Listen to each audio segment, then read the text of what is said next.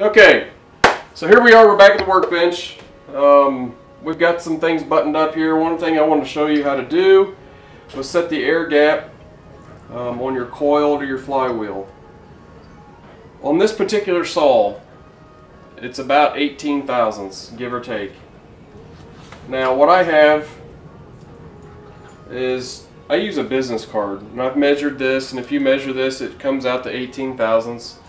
And we can measure it, and you can see that it's roughly 18 thousandths.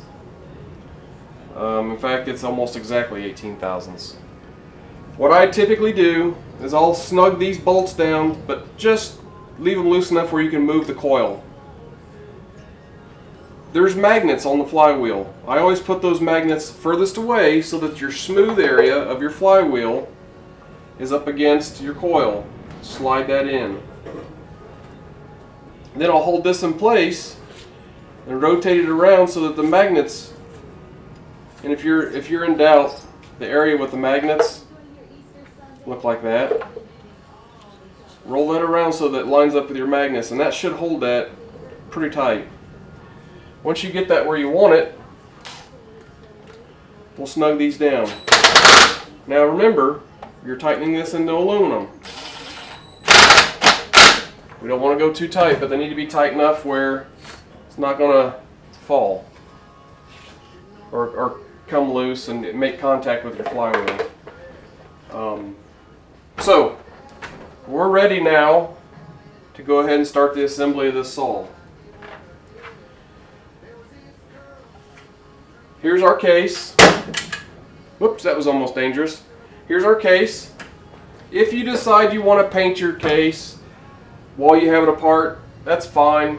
But just make sure that when you take your switch out, that you clean this area up for when you put your switch back in. Because if you don't, your switch will be inoperative. We're going to line this all up. This slides in. Once you do this once or twice, hopefully you don't have to do more than twice, make sure your coil wire for your plug is at the end of your motor, at the top of your head. And you're just going to kind of gently slide this in here. Now, if you come around this side, there's an adjuster screw right here for your bar and chain. You just kind of wiggle that through there. I always tighten this up so that it doesn't, this one's not. But as long as that's all the way in, you just kind of wiggle it through there and you're good to go. We'll turn this around. There's 8 screws that hold this together. There's 4 short screws that are identical. They're coarse thread. 2 go on the top, 2 go on the bottom.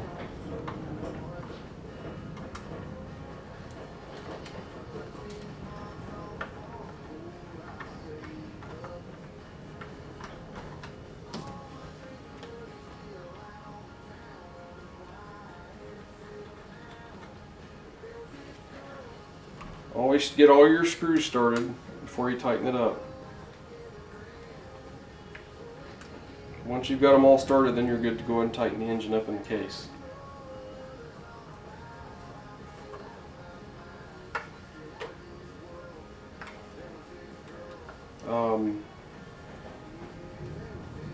It's a good idea to put a drop of Loctite on these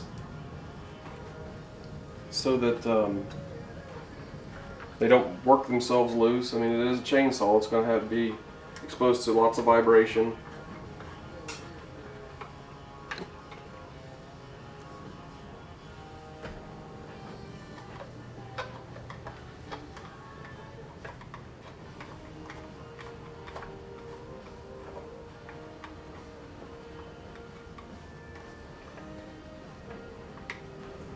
Now, some of these saws have long screws in it like this that hold the case on. Some of them have your regular 1/4 inch self-tapping sheet metal screws. They're thread cutting screws. Now, I just goofed up because I forgot to hook the throttle linkage up. So So now we'll take it back apart and I'll show you how to hook the throttle linkage up. There's some easier ways. There's no magic way. If you've ever done one of these, you know that it can be a challenge. You just have to be patient, take your time, be gentle, don't force anything.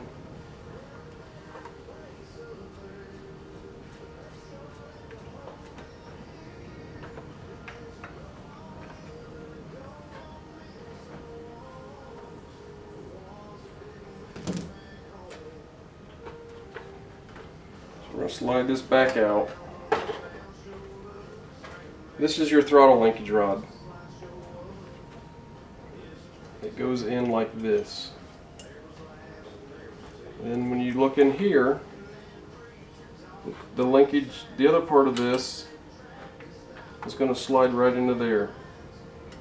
If you line it up just right and hold your teeth just right, you can slide this all together and it'll all fall together. I'm not holding my teeth right.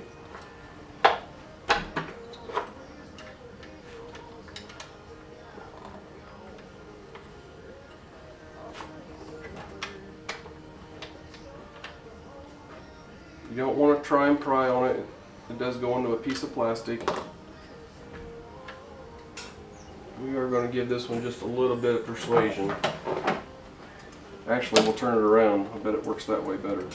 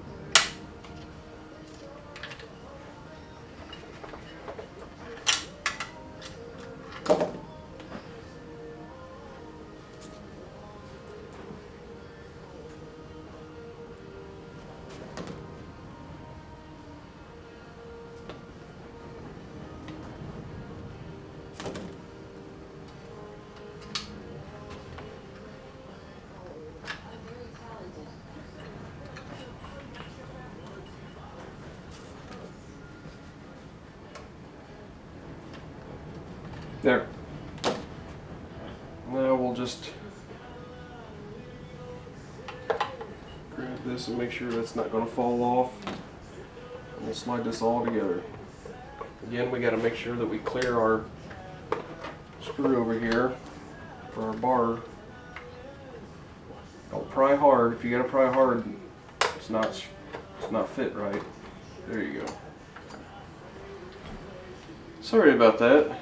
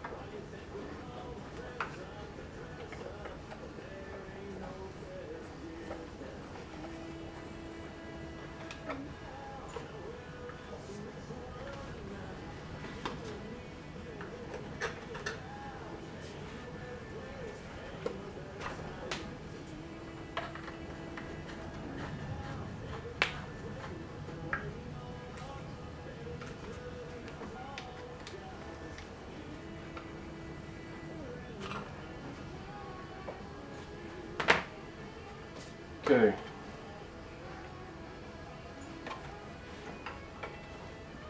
We'll put our kill switch wire back on.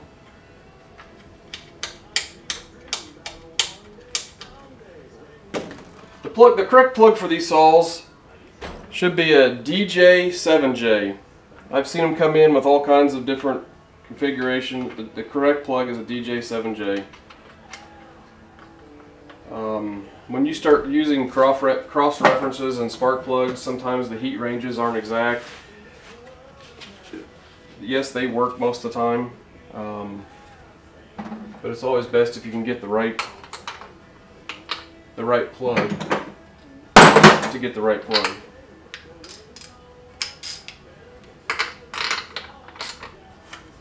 We're going to snug this down. Again, we're going in aluminum, don't over tighten it.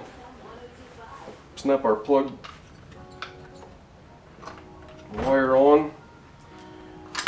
We're on a downhill slide of this. These didn't come with a gasket on here. I typically like to put a gasket on them. This one I don't have a gasket for. Usually I make a gasket. Don't use silicone. Silicone will last for a short period of time and then it'll fail.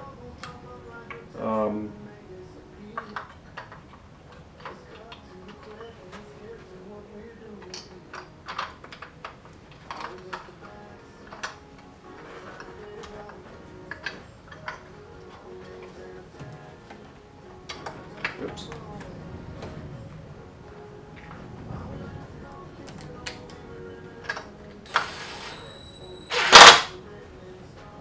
Okay, so now we'll put the starter side on.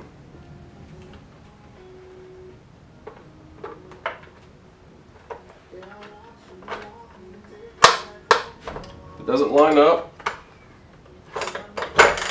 pull it over a couple times and usually they snap right together. Again, it's aluminum, don't force it. Fuel line there that doesn't look like it's laying just quite right.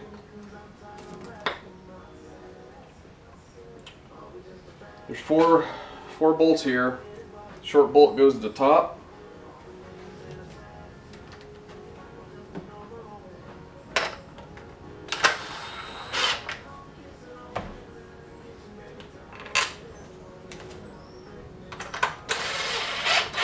Again, we're just going to get it on there. We're not going to tighten them down all the way until we get them all in.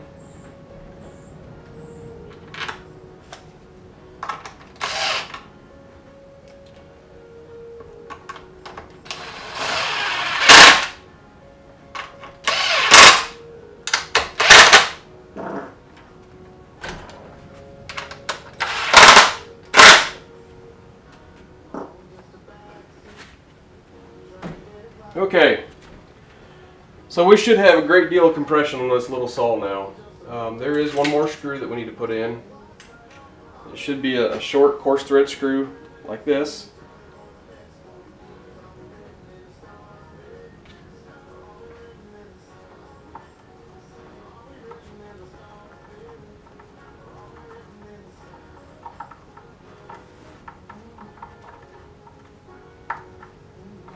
Okay.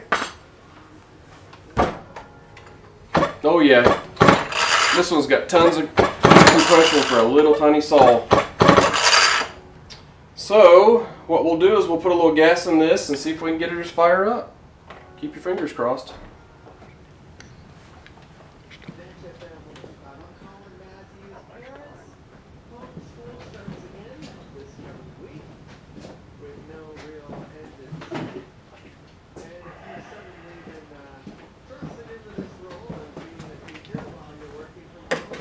We didn't put, there's no bar oil in this right now. We're not going to put any bar oil in it. In fact, we're not even going to fill the fuel tank completely up.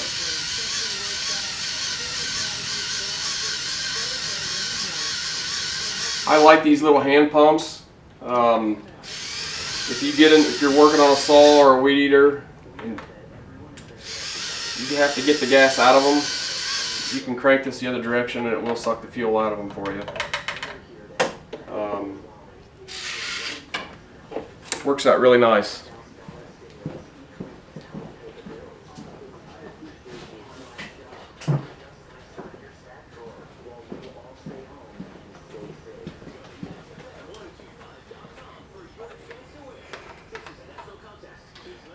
Typically, when I start a fresh saw up for the first time, these don't have a throttle lock on them. It's inconvenient. These do have two triggers.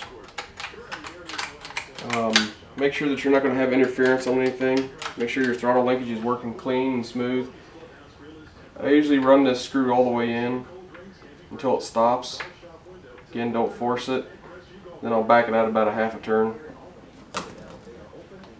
That way it has a high idle until we get the carburetor set. We'll put this on full choke. We'll turn it over slow a few times.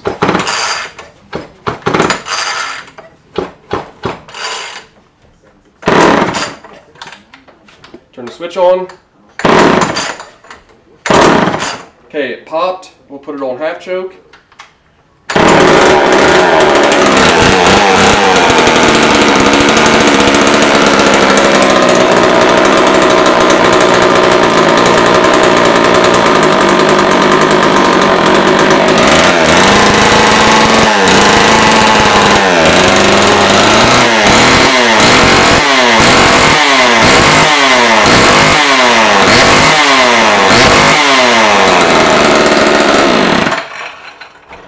And there you go. That's a walkthrough. The disassembly and assembly of this saw. We need to get an air filter on it. We'll tune the carburetor in the next video. We'll get a bar bolted up to it. And we'll go out there and see if we can cut a couple small pieces of wood with it. Thanks for watching.